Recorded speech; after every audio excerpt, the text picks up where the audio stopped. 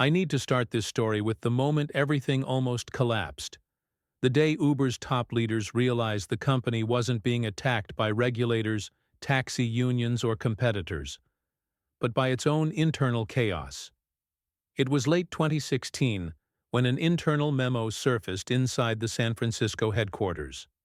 A confidential report describing a problem so severe, so deeply rooted, that it forced executives to admit a truth they had been avoiding for years. Uber wasn't scaling. It was unraveling. And here's the spoiler you need to hear right now. The one that should keep you glued to this story until the end. That crisis wasn't caused by external enemies. It was triggered by people inside the company, by executives who believed they were untouchable, by a leadership team so convinced of its own brilliance that they ignored every warning until the system cracked from within. If you enjoy real stories like this, subscribe to the channel, hit the bell, and leave your like to help us reach our first 1,000 subscribers. Now let's go back to the beginning. To the streets of San Francisco, where everything started as a dream and slowly transformed into one of the most chaotic corporate tales of the decade. San Francisco in the early 2010s was the perfect storm for innovation.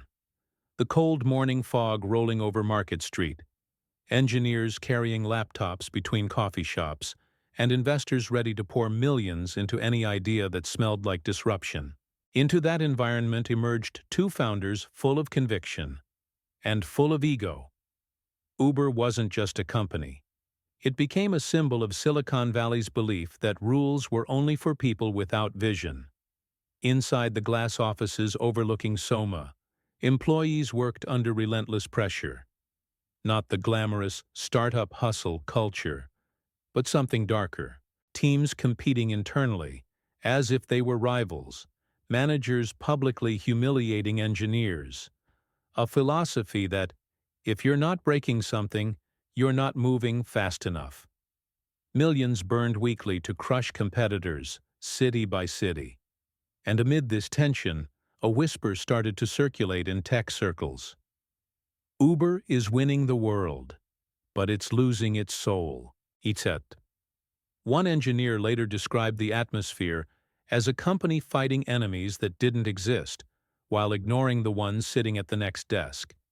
The voice of the narrator now should get slower, heavier, because this is where the first cracks appear.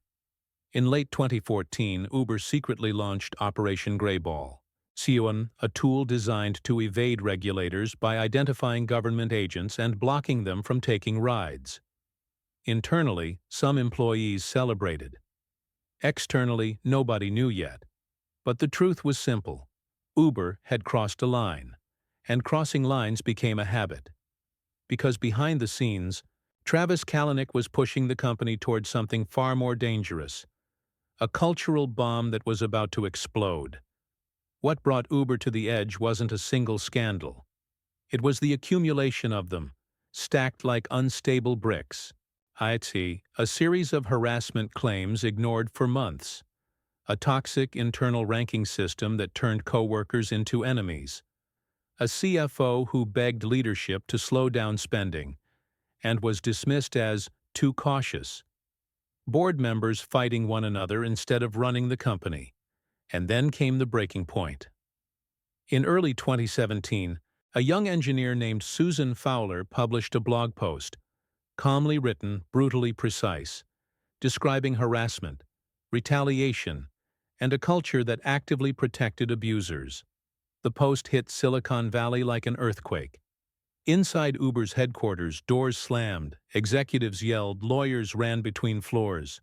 But outside, silence. A silence filled with millions of users watching the empire show its cracks.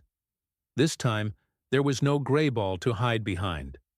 No aggressive expansion to distract investors. No PR stunt to change the narrative. Uber was now fighting itself. And then, what almost no one talks about, but what shaped the company's darkest moments, happened behind closed doors.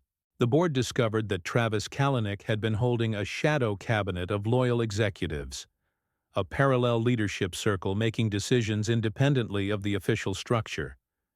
It was the moment they realized Uber wasn't one company. It had become two, fighting each other from the inside. The narrator's voice should turn urgent now, because this is where the collapse accelerates. In the summer of 2017, after boardroom confrontations so intense that security had to be placed outside conference rooms, Travis Kalanick was pushed out of his own company. And Uber, for the first time in its history, had no idea who it was anymore. Because the real battle, the one that would decide if Uber lived or died, was only beginning.